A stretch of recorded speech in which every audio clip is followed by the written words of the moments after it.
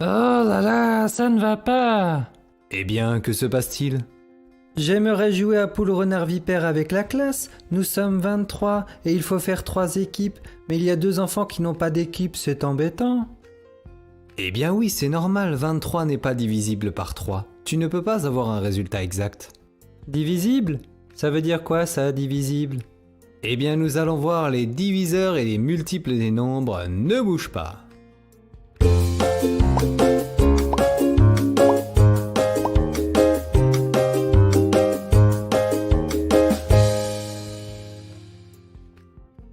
Pour trouver les multiples d'un nombre, il suffit de le multiplier par un autre nombre. Par exemple, je prends 4, je le multiplie par 3, ça fait 12. Donc 12 est un multiple de 4. D'ailleurs, pour trouver tous les multiples de 4, on compte de 4 en 4. 4, 8, 12, 16, 20, 24, 28, 32, 36, 40, 44, etc. Mais ça ne s'arrête jamais. Eh bien oui, effectivement, un nombre a une infinité de multiples. Un autre exemple avec 3, 3, 6, 9, 12, 15, 18, 21, etc. sont tous des multiples de 3. Regardons quelques multiples de 5 par exemple. 5, 10, 15, 20, 25, 30, 35, 40, 45, 50, 55, 60 et je m'arrête là. Est-ce que 43 est un multiple de 5? Attends, je le cherche. Il est pas là, donc je dirais non. Eh bien oui, 43 n'est pas un multiple de 5. En multipliant 5 par un nombre entier, tu ne peux pas tomber sur 43. D'accord, j'ai compris. Bon, je vais chercher si 6532 est un multiple de 5. 5, 10, 15, 20, 25, 30, 35. Ah mais attends, ça va être trop long. Bah, j'ai pas le choix. Eh bien si, il y a une astuce pour trouver facilement si un nombre est un multiple de 5. Mais avant, commençons par 2. Tous les multiples de 2 finissent par 0, 2, 4, 6, 8. Eh, c'est les nombres pairs. Exactement. Donc 558 est un nombre pair et c'est un multiple de 2.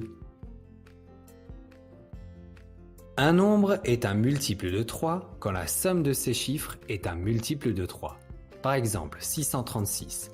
J'additionne les chiffres. 6 plus 3 plus 6, ça fait 15. Et comme 15 est un multiple de 3, eh bien 636 aussi. Un nombre est un multiple de 5 s'il se termine par 0 ou 5. Par exemple, 35 625 se termine par 5, donc c'est un multiple de 5.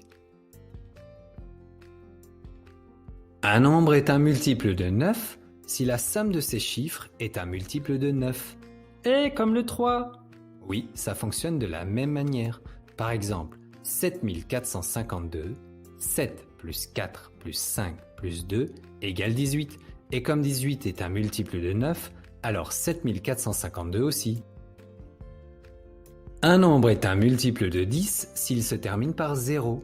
Et on s'arrête là, on parlera de 4 et de 8 plus tard. On peut avoir des nombres qui sont des multiples de plusieurs nombres. Par exemple, 720 est un multiple de 2, 3, 5, 9 et 10. Toi derrière ton écran, peux-tu me dire si 9634 est un multiple de 2? Mais pause si tu as besoin de réfléchir. Eh bien oui, car il se termine par 4 et les multiples de 2 se terminent par 0, 2, 4, 6 et 8. Et est-ce que 854 est un multiple de 3? Eh bien non, puisque 8 plus 5 plus 4, ça fait 17, et 17 n'est pas un multiple de 3. Je reviens à ton problème de poule renard vipère. Si tu dois diviser les 23 enfants en 3 équipes, on sait maintenant que 23 n'est pas un multiple de 3. S'il n'est pas un multiple de 3, il ne peut pas être divisé par 3 non plus. On dit alors que 23 n'est pas divisible par 3. Quand un nombre n'est pas divisible par un autre, il y a un reste. Et dans ton cas, ce sont les 2 enfants ici. Quand un nombre est divisible par un autre, il n'y a pas de reste. Si vous étiez 21 dans la classe, 21 est un multiple de 3, donc 21 est divisible par 3, et il n'y a pas de reste. Regarde les critères pour savoir si un nombre est divisible par un autre, mais pause si tu as besoin.